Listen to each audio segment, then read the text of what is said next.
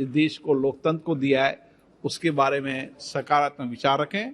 आप सभी को बहुत बहुत धन्यवाद। अधीर रंजन चौधरी जी। प्रधानमंत्री को रहना चाहिए था, प्रधानमंत्री को उपस्थित रहना चाहिए था, हमारी बात भी सुन ले। ये क्या हमारी ज्यादा रही। I'm just coming. Sir,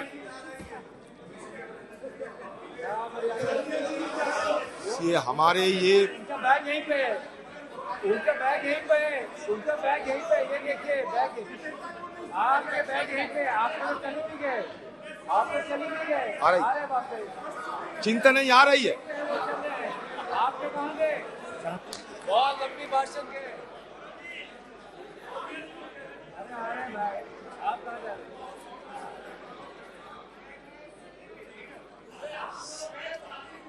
sir,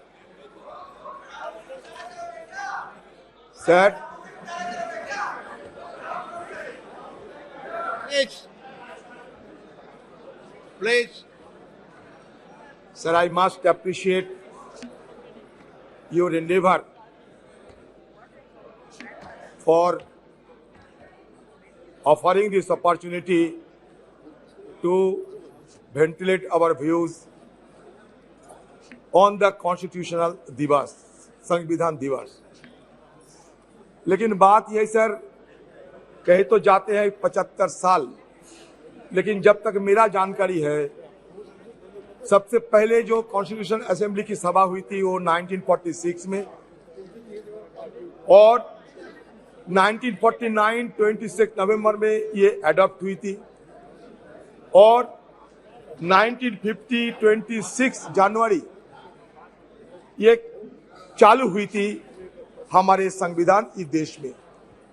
लेकिन आप कहां से 75 साल की अमृतकाल ये लाया गया, ये मुझे समझ में नहीं आते हैं। सर, सही मायनों में जब ये सदन,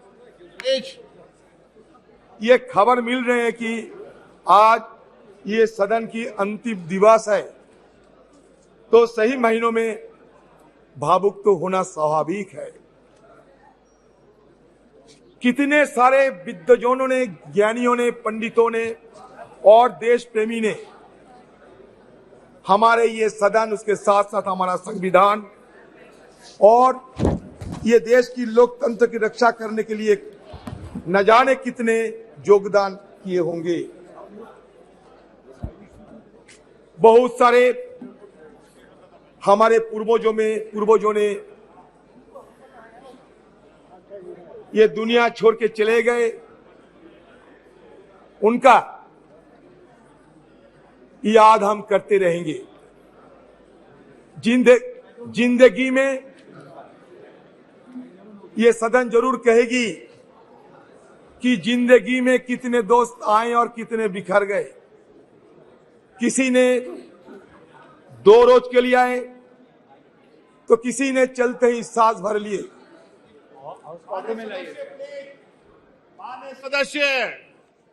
माननीय सदस्य प्लीज सिट डाउन, प्लीज। माननीय सदस्य, नाम लेके पुकारूंगा, प्लीज बैठिए।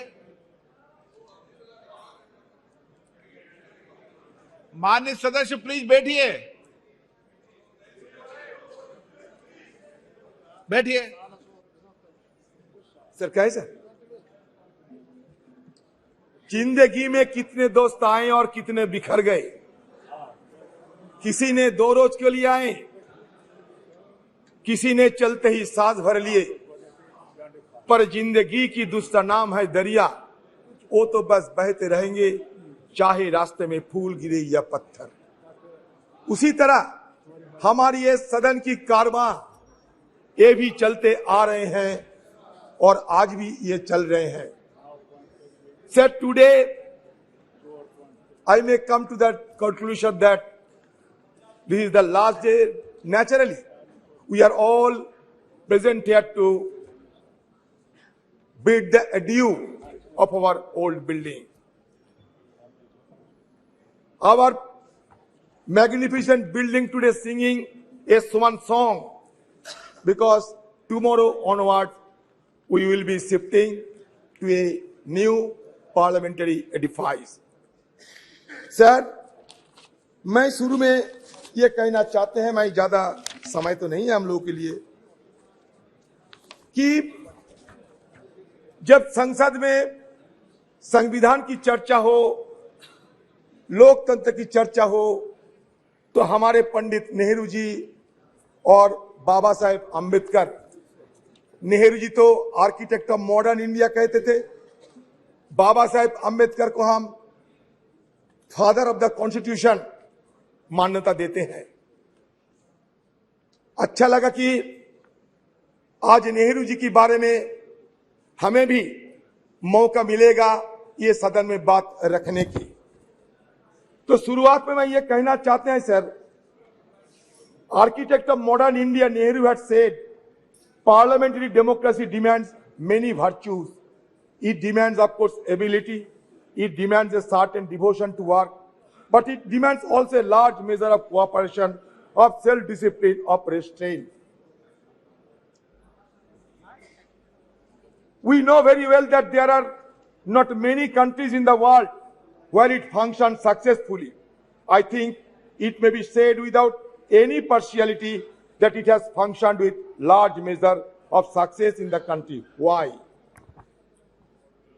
Not so because we, the members of this house, are exemplars of wisdom, but I think because of the background of our country and because our people have the spirit of democracy in them. Jawaharlal Nehru detested cultism. He was humble in his submission to constitutional requirement. In an interview with Mr. P.K. Karanjia, he specifically mentioned, "You are wrong in using words like the Nehru epoch or Nehru policy."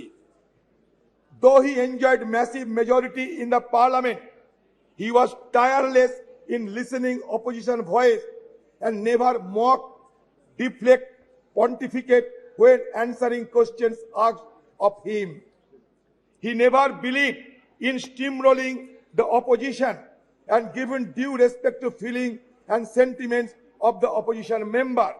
It is significant to note that it was during his tenure the parliament ran smoothly. He was not only led the nation in a difficult situation, but he was the prime force and pioneer who has given a wonderful beginning of our parliamentary democracy by his immense contribution. Sir, मैं आपके संगन में लाना चाहते हैं, even speaker bell would ring for Jawaharlal Nehru when he exceeded time limit while making his speeches in the parliament. It shows that no one was beyond parliament's prerogative, and that was Nehru's contribution. Analyzing Jawaharlal Nehru's contribution to the development of parliamentary democracy in India has become significant and mere relevant in the contemporary context, which forces us to recall the glorious beginning of our parliamentary democracy, where healthy debate and discussions were order of the day. Sir, अगर सदन में जवाहरलाल नेहरू की चर्चा ना होगी, तो it will be equivalent of the performance of Hamlet without the presence of Prince of Denmark. So at the stroke of midnight hour, the iconic speech has delivered in the parliament still has been reverberating the entire precincts of this house. Sir, another one, most illustrious person, Baba Saheb Ambedkar. Sir, Baba Saheb Ambedkar, who is regarded as the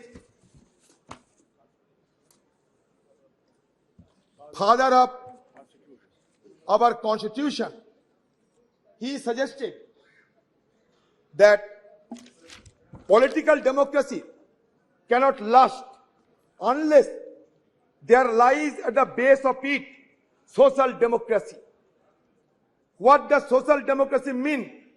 It means a way of life which recognizes liberty, equality, and fraternity, which are not to be treated as a separate items in the Trinity. They form a union of Trinity in the sense that to divorce one from the other is to defeat the very purpose of democracy. Equality cannot be divorced from liberty.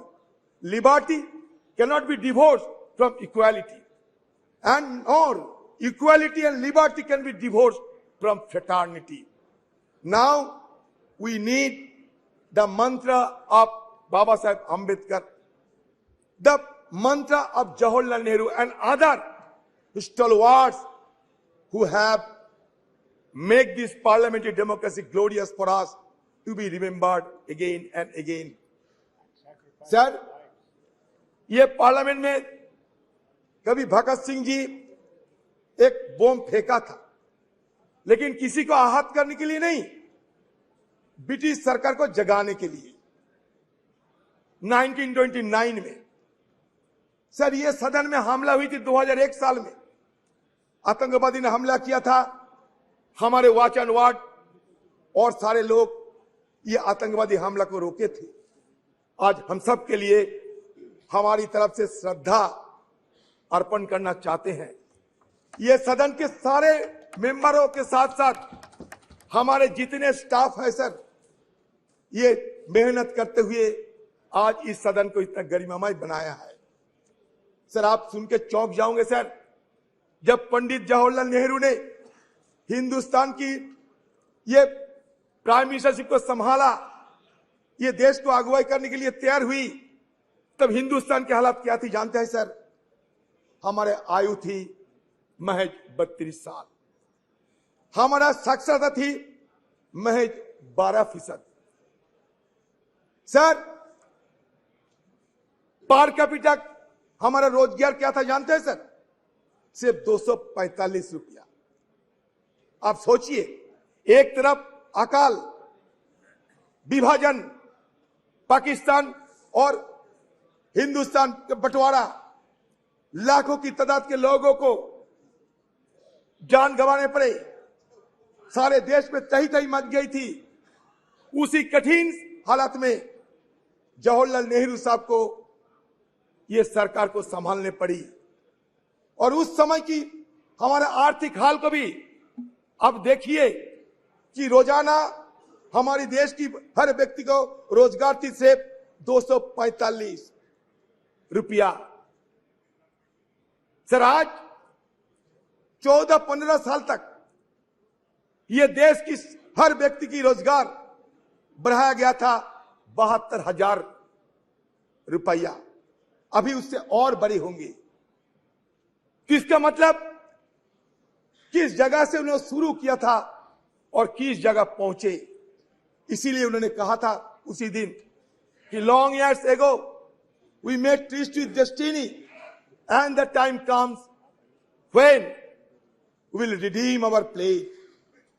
सिर्फ जवाहरलाल नेहरू नहीं, उस constituent assembly में जितने लोग थे सारे ने ये शपथ ली थी कि हम देश को आगे बढ़ाएंगे, और देश आगे बढ़ते बढ़ते यहां तक पहुंचे। सर, चंद्रयान की बात हो रहे थे, आपको जानकारी देना चाहते हैं, 1946 में हमारे देश की आजादी के पहले ये नेहरू जी के नेतृत्व में एटॉमिक रिसर्च कमेटी बनाया गया था।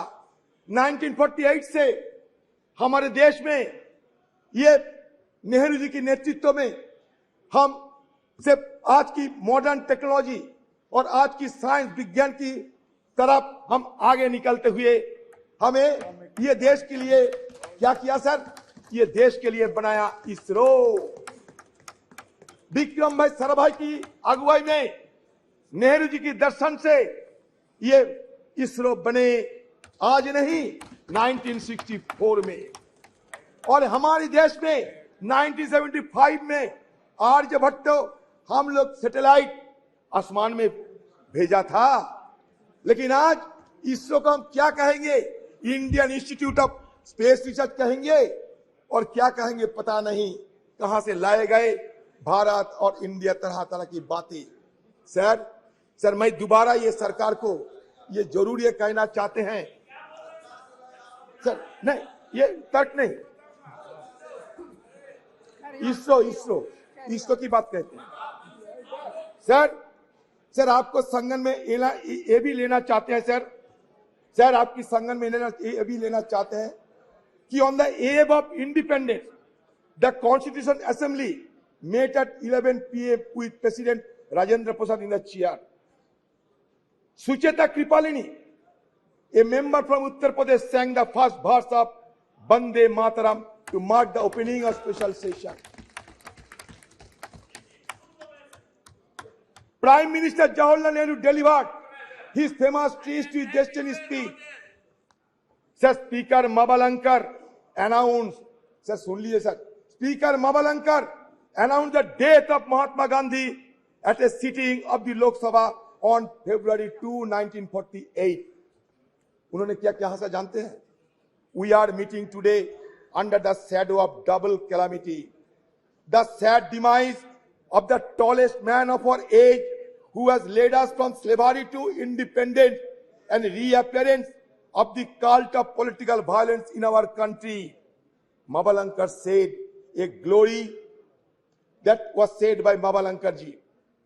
What Nehru ji uttered, a glory has departed, and the sun that warmed and brightened our life has set, and we shiver in the cold and dark. Sir, सदन में चर्चा होगा, वो भी स्वतंत्र की मुद्दे पे, हमारे कॉन्स्टिट्यूशन की मुद्दे पे, और महात्मा गांधी जी के नाम की जिक्र नहीं होने से तो अच्छा नहीं लगता है सर। सर, हमें वाजपेयी जी को भी बहुत श्रद्धा करते थे, अभी भी करते हैं। सर, उन्होंने दिखाया ताकत। 1974 में इंदिरा जी पोखरान में एटॉमिक एक्सप्लोजन किए थे।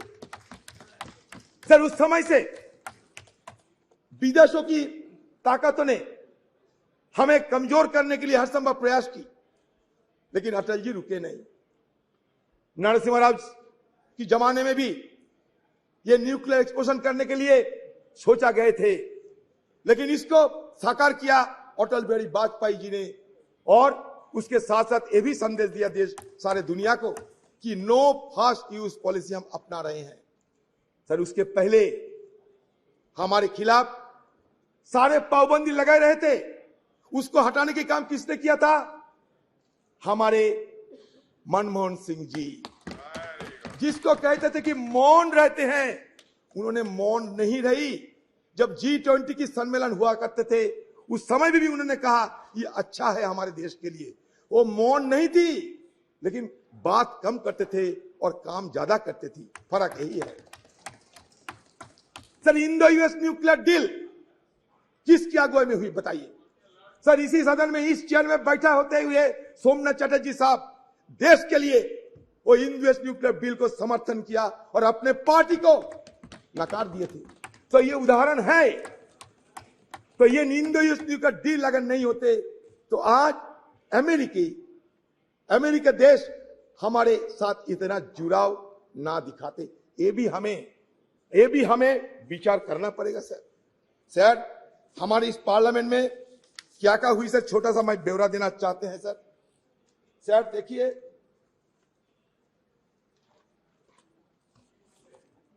सर इस सदन में सर 1951 में रिप्रेजेंटेशन ऑफ पीपल्स एक्ट पारित हुई थी, to ensure that people are given the right to vote.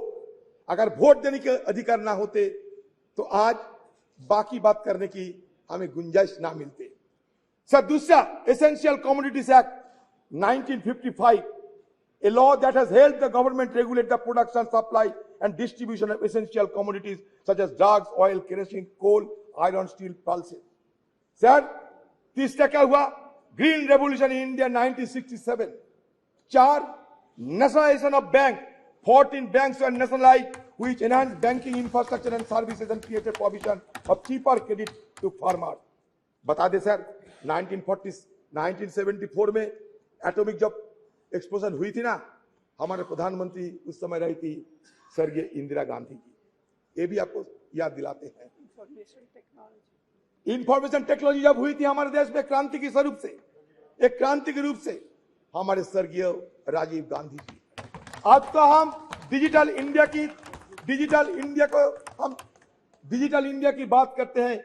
शुरुआत हमारे स्वर्गीय राजीव जी ने किए थे। शायद हम सबको ये याद में रखना चाहिए। C.डॉट से लेकर आज आर्टिफिशियल इंटेलिजेंस, जितना भी एवोल्यूशन होते हैं, इसका पीछे क्या इतिहास है, इसको हमें ध्यान में रखना चाहिए। हिस्ट्री को हम भूलना नहीं चाहिए। History is the remembrance of the past, it transmits from generation to generation. अगर हिस्ट्री को हम कैंसिल चेक नहीं बता सकते, history could not be treated as a cancel cheque, rather it should be treated as a promissory note in future. And now whatever cash in hand, we should spend it wisely. That should be the agenda of the any government. Sir, Anti-Defection Law 1985 और एक क्रांतिकारी, Child Labor Act 1986, the Scheduled Caste and Tribes Prevention of Atrocities Act 1989 to prevent atrocities against members of Scheduled Caste and Scheduled Tribe. Sir, Panchayat Raj Institution Act, ये और एक क्रांतिकारी act है। ये enacted in 1992. This act aimed to decentralize power and ensures local self-government, enhancing grassroots democracy. Sir, आज देश में 3 सरकार है, केंद्र की सरकार, सूबे की सरकार, ग्राम की सरकार, लोकल सरकार। ये क्रांति, it was a social revolution, and that social revolution occurred without shedding even a drop of blood. That is the significant achievement of our former government of under Rajiv Gandhi ji. Sir, Member of Parliament Local Area Development Scheme 1993. Sir, Right to Information Act 2005. It is a landmark. Sir, Right to Information Act 2005 is a landmark legislation that revolutionized transparency and accountability in governance. It empowers citizens to request information from public authorities, thus promoting openness and reducing institutional corruption. Sir, I am being tempted to refer the name of my leader, Madam Sonia Gandhi ji. Sir, Madam Sonia Gandhi ji, who took the initiative to pass the landmark legislation, Right to Information Act. History will remember. Right to food, right to education. Yes. The Scheduled Tribe and other traditional forest dwellers, recognition of Forest Rights Act 2006. Yes. National Rural Employment Guarantee Act NREGA. Sir, ये नरेगा के खिलाफ कटुक्ति करते हुए कहते थे किसी ने, ये मरेगा, ये नरेगा नहीं, ये मरेगा। लेकिन नरेगा मरे नहीं, नरेगा जिए हैं। और नरेगा से हमें ग्रामीण लोगों को हमें भी ग्रामीण लोगों को इसके सहारे जीने का मौका मिलते हैं। Sir, right to education act और एक क्रांतिकारी विधेयक पारित किए गए 2009 साल में। ये राइट टू एजुकेशन एक्ट के तहत it made education a fundamental right for children aged 6 to 14 years. Sir, again, Food Security Act, National Food Security Act 2013. The Food Security Act aimed to provide subsidized food grant to large section of the population, ensuring food security. It sought to address malnutrition and hunger by guaranteeing access to essential food items. Sir, the issue is, sir, जानते हैं, गरीबी बढ़ रहे हैं, सारा देश में गरीबी बढ़ रहे हैं। सर, पॉवर्टी इंडेक्स में 117 की देश के अंदर हम 107 में आ गए। सर, कभी हमारे देश को देखते हुए ड्रेज और अमर्त्य सेन ने यह कहा था कि it looks like the islands of California in a sea of sub Saharan country. इसलिए हमारा ये गरीबी को सबको चूकता है। एक तरफ बढ़ते हैं कुछ चुनिंदे लोगों ने, लेकिन दूसरी तरफ हमारा गरीबी भी बढ़ते जा रहे हैं। इसको ध्यान में रखना चाहिए। Sir, right to fair compensation and transparency in land acquisition, rehabilitation resettlement act 2013, street vendors act 2014। Sir, बाद में क्या देखा हमने? बाद में हमें विरोध करने पड़े, क्योंकि सदन के अंदर विरोध करने का अधिकार तो हमें है, और विरोध करने के अधिकार हमारे संविधान भी हमें देते हैं। सर, इंडो-यूएस न्यूक्लियर डील जब चर्चा होते थे, जब वोट ऑफ कॉन्फिडेंस हुआ था इस सदन में, तो कौन सा पार्टी कौन सा पक्ष में थे, शायद आपसे ज्यादा जानकारी है। मैं आज इसी शुभ एक अवसर पर किसी को और नहीं बोलना चाहते, लेकिन sir, demonetization of currency note in 2016 हमने विरोध किया। इंट्रोडक्शन ऑफ कॉम्प्लेक्स जीएसटी उस समय भी लाए गए थे जिस समय दूसरा सरकार थे, लेकिन फिर भी लाने में जो कमियां थी वो बार बार हम लोग उसका उजागर कर चुके हैं। सर, हमें application of article 370 and flight of Kashmir, ये मुद्दे को भी हमें आलोचना जरूर की थी। कश्मीर हमारा अंग है। सर, आज भी देखिए कश्मीर में हमारे फौजों को जान गंवाने पड़ती, इसमें तो यह साबित होते हैं उस दिन हमारी तरफ से जो शंका जाहिर किए थे वो शंका सही है। सर, आज मैं ये चाहता हूं कि हमारे सदन के अंदर हमारे जो रणकुबड़े जो फौजों ने वहां जान गंवा रहे हैं उसके लिए कम से कम हम थोड़ा सा मौन व्रत करते थे, थोड़ा सा साइलेंस ऑब्जर्व करते थे, अच्छा होते सर। एक तरफ मणिपुर, दूसरी तरफ जम्मू कश्मीर जल तो रहे हैं दोनों, और हम जल तो रहे हैं, इसलिए हमें बहुत कुछ करना बाकी है। ये तो सिर्फ एक झांकी है, हमें बहुत कुछ करना बाकी है सर। और एक देखिए, और एक divisive legislation, citizenship amendment act 2019 and NRC, तो इस तरीके की डिविजन लेजिस्लेशन के विरोध हम लोग किए हैं सदन के अंदर। जो हम किए हैं बताते हैं सर, हम लोग विरोध किए हैं, ये फार्म लोग के चलते हम विरोध किए हैं, और हमारे विरोध के चलते, देश की किसानों की विरोध के चलते ये सरकार को फिर वापसी तो लेने पड़ी सर। फिर digital personal data protection act हम लोग तो विरोध किए थे सर। जो किए हैं हम वजह क्या है बता दिए हैं सर, और ये सारे हमारी तरफ से बात रखे गए हैं सर। हम तो ये चाहते हैं कि आज की हालत में हमारी तरफ से और एक मांग आपके पास रखना चाहते हैं। वो मांग ये है सर कि हमारी सदन में एक आप नियम चालू करें, इसमें विपक्ष के लिए सिर्फ एक दिन विपक्ष के लिए डेडिकेटेड किया जाए। उस दिन विपक्ष सब कुछ बोलेगा, विपक्ष को जो मर्जी विपक्ष को बोलते रहेंगे, इसलिए एक दिन विपक्ष के लिए अब रख दिया करो सर। आपको शायद ये भी जानकारी होंगे कि हमारे पार्टी की तरफ से, खासकर हमारे पार्टी की CPP chairperson madam Sonia Gandhi ji, ये Sonia Gandhi ji women reservation bill के लिए सदन में कितने बार सवाल किए हैं, और उन्हीं की अगुवाई में राज्यसभा में पारित होते हुए भी ये आज तक साकार नहीं हो पाए। तो हमारी तरफ से फिर हम ये मांग करते हैं कि आपकी सरकार रहते हुए ये वोमेन रिजर्वेशन बिल को पारित किया जाए। ये हमारी देशवासियों की मांग है। मुझे लगता है कि आप हमारी बात को जरूर गौर से सोचेंगे सर। बस हो गए सर। मैं ये कहना चाहते हैं सब देश के हम ये कहना चाहते हैं सर, ये हमारे अभी भी बहुत सारे चैलेंजेस है, हमारे लिए बहुत सारे अवसर भी है।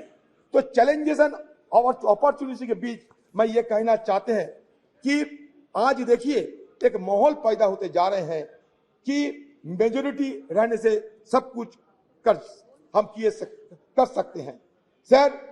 There are fears of an ambition to establish a one party dictatorship, ये देश में एक माहौल पैदा हो रहे हैं।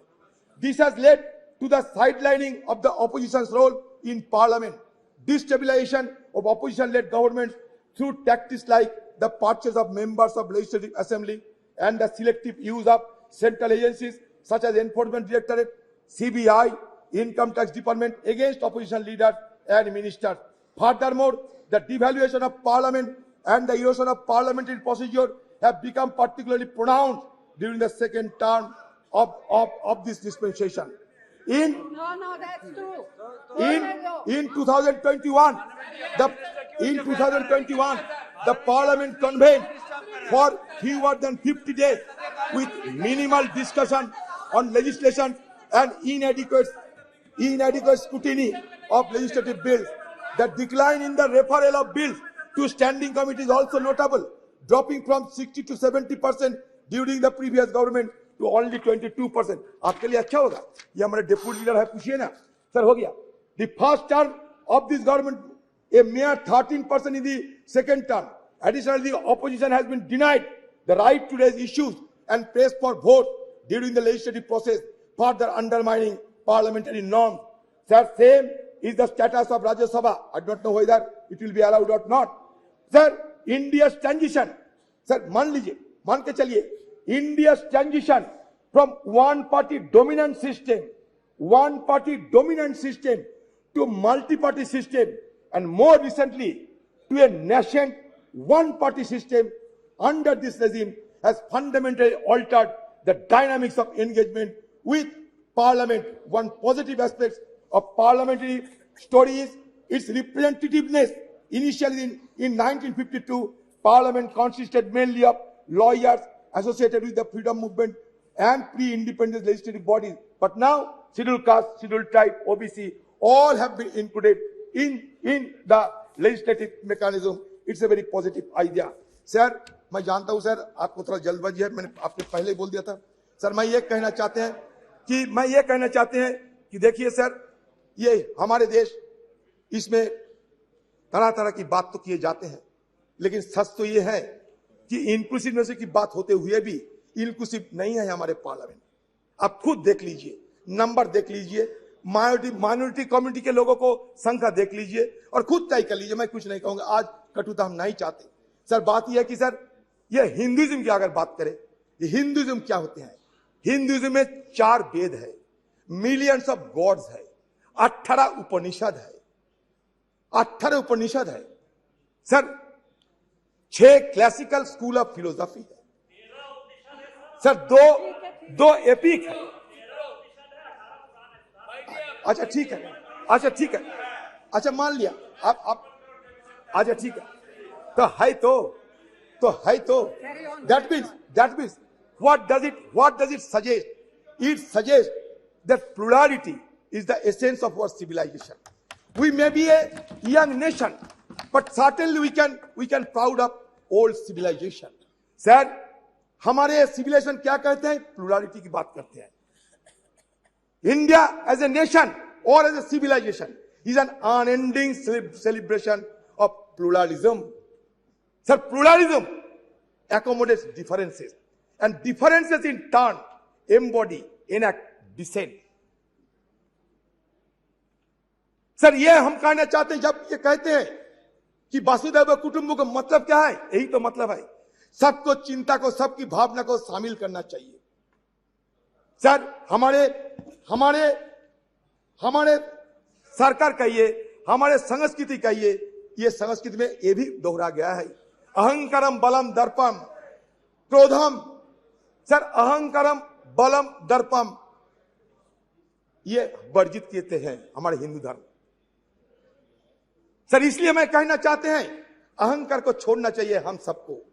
हो सकता है आपका बहुत सारी क्षमता हो सकता है, आपको कभी हमको, लेकिन इसको वर्जन करना चाहिए। अहंकारम बलम दर्पम कामम क्रोधम समस्थिता मम आत्मा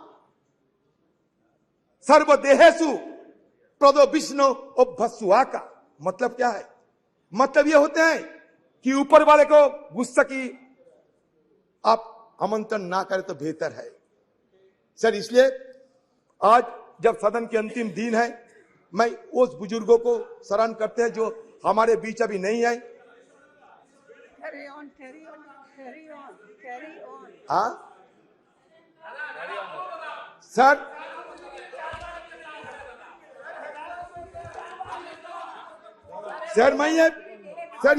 मैं और एक बात रखना चाहते हैं सर, बस लास्ट बात सर। देखिए सर, हम सब ये हमें भुगतना पड़ता है सर इसके लिए, इसलिए मैं रखना चाहते हैं आपकी निगाहों में सर। ये कहता है कि फ्रीडम ऑफ एक्सप्रेशन, ये मानते, अब सुन लीजिए sir, it is part of the most fundamental parliamentary right of A member of parliament. Every member is entitled to freely and fearlessly express himself on the floor of the House, inter alia, on burning issues of the day and matters of urgent public importance. If a member fails to do so under one of the available procedural devices, he often takes recourse to what has come to be known as zero hour.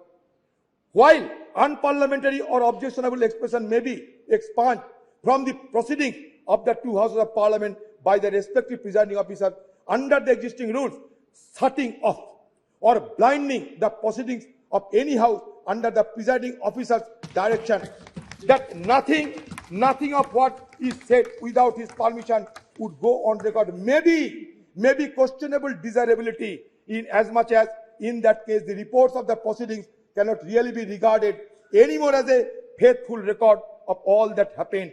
This applies equally well to the expurgated and edited version of the selected proceedings that may be telecast.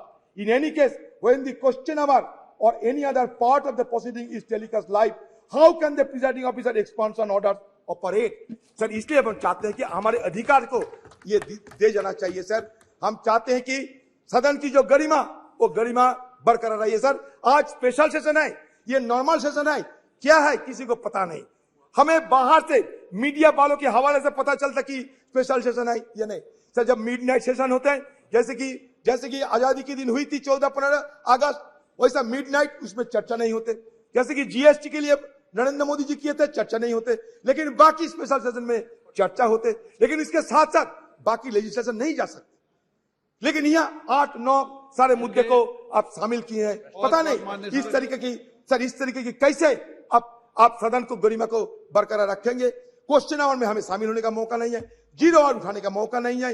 फिर आप कहते हैं कि गणतंत्र गरिमा को बजाय रखना चाहिए। सर ओल्ड से न्यू हम जाते हैं, ओल्ड को हम भूलना नहीं चाहते। Old is always gold. Sir there is a saying that old horse is best to ride. Old horse is best to ride. Accordingly old house is best to बस। हम नया सदन में जाएंगे लेकिन पुराने को याद में रखेंगे। सर फिर एक बार कहना चाहते हैं, हमारे राजेश खन्ना जी बाबू मोशाई एक पिक्चर थे, उसमें कहा था जिंदगी बड़ी होना चाहिए, लंबी नहीं। हम रहे या ना रहे, लेकिन आज सदन के अंदर हम जो करते जा रहे हैं, अगले दिन हमारा पीढ़ियों ने इसको याद रखेंगे। इसलिए जिंदगी बड़ी होना चाहिए, लंबी नहीं। ये बात कहते हुए मैं अपना बात समाप्त करता हूं।